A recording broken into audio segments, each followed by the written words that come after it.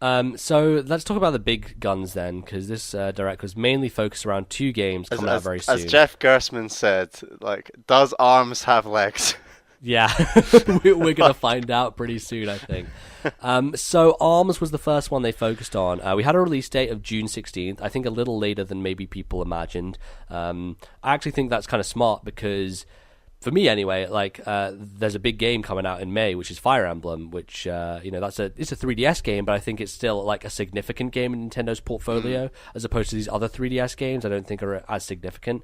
And then obviously you have Minecraft on the Switch, so you're kind of covering your bases there. And then you have Arms coming out in June, which is literally it comes out the Friday of the week of E3. So E3 happens, and then we get to play Arms, basically. So hopefully they won't spend too much of their time at E3 talking about this game, because it will be out, essentially, as soon as it's done.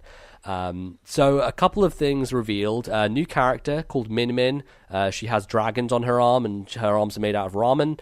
And then we also have a 4-player versus mode, which was revealed, which certainly got me a bit more interested in the game. Like, it gave it a bit of more a Smash Brothers dynamic that I thought was very cool. But from a base level, there wasn't too much information given about like single player mode or anything to do with like what the broader kind of context of Arms is going to be, aside from just fighting in arenas online. And I know it's a fighting game, so that's going to be the core of it anyway, but for me, I need to know more about this. And I think ultimately I need to play this game before I can make a decision. So I was very surprised they didn't announce any kind of, test fire-esque thing. I imagine it'll probably happen, but it would maybe a little early for them to do one. I think the Splatoon one was generally like more of a marketing thing than anything else. But they'll get to Arms. And yeah, I don't know. How do you feel about this game so far, Bally? It's definitely grown on me as we've gone on. It has I think grown on me. A lot of the negativity with Arms was couched in Nintendo's focus on motion controls at the Switch reveal, which just brought it down in everyone's estimation, I think. Yeah, and like it's the Switch reveal and everyone gets hyped up for the biggest Nintendo names. We're talking Mario, Metroid, these sorts of games, and it's right at the top of the show, and it was like, here's Arms, and it's motion control, and everyone's like, oh God, what is this? And at that point in time, we didn't know you could use a normal controller with it either. We didn't know you could use a normal controller. I'm incredibly intrigued by this game. I love the art style. It's like it looks like a Nintendo take on Overwatch, which in and of itself is very cool. Yeah, totally. I think the character design is fantastic. I completely agree with you, MBZ. The two things for me are the multiplayer is looking good. I'm liking the sort of variety of characters, the variety of weapons, the variety of modes multiplayer wise. But the two things I really need are an in-depth single player and something akin to or deeper than what we got with Splatoon. Like, it has to be something a bit like that. Something where you can just really kind of hone your skills and go away from the online melee that it is and practice by yourself. And secondly, like you said, I just need to try this thing. I need to get my hands on it. I'm not adverse to being I'd be keen to play this game using the Joy-Con and not do traditional controls, definitely. Yeah, I'm certainly going to try it and see which one sticks. I imagine the Joy-Con will be like Splatoon, where, a lot of people didn't want to use the motion controls, but the best players of Splatoon are motion control players. I imagine the best Arms players will probably use the Joy-Con. We just need to try it out.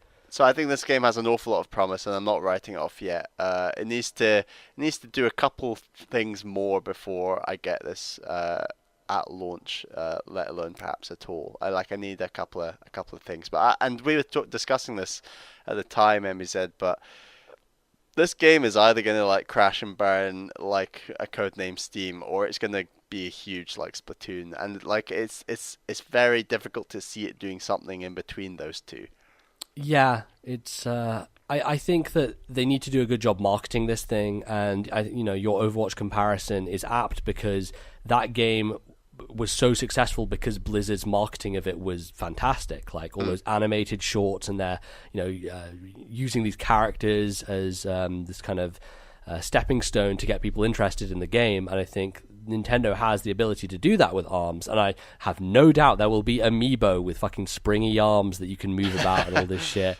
And I also have no doubt that if this does well, that these characters will be in the next Smash Brothers and all that stuff. But first of all, they need to give us more compelling reasons to be interested in it, because it was cool watching the fight, but the fight and the commentary was a segment. Sport, is it? It's just you no, need to experience it.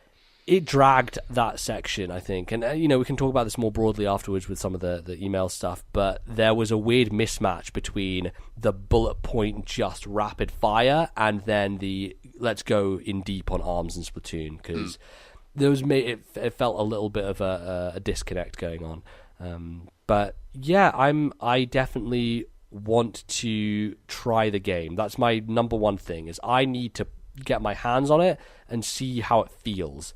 And that will very much influence my decision on whether this game is worth the time or not. So I'm confident one of us, or perhaps both of us, will be, this game is crack. Like, we need it. Like, we'll try that demo and it'll just work. And I think that's the thing with this game, is beyond the modes and the single player and whatever else we're going to talk about. If the game feels good, like a first person shooter, like any other shooter, like a fighting game, that's the hook, isn't it? Because you're doing that same action a lot of times, because that's ultimately what the whole game's structured around. Right. It needs to have mechanics that are fluid and satisfying, really, and that's it's a core aspect. That's that's why I play most video games. Is hey, is this a good thing? Feel good. So, and I think ultimately for us, it's either neither of us get this game or both of us get this game. I don't see an in-between, because I think a lot of my enjoyment will be derived from facing you online, definitely. So that's going to be a big deal. If you enjoyed this discussion and would like to hear more, consider subscribing to us on YouTube and following the podcast playlist. You can also find us on iTunes and various other places. Follow us on Twitter @TNL Podcast and email us thisnintendolife@gmail.com. Thanks for watching. We'll see you next time.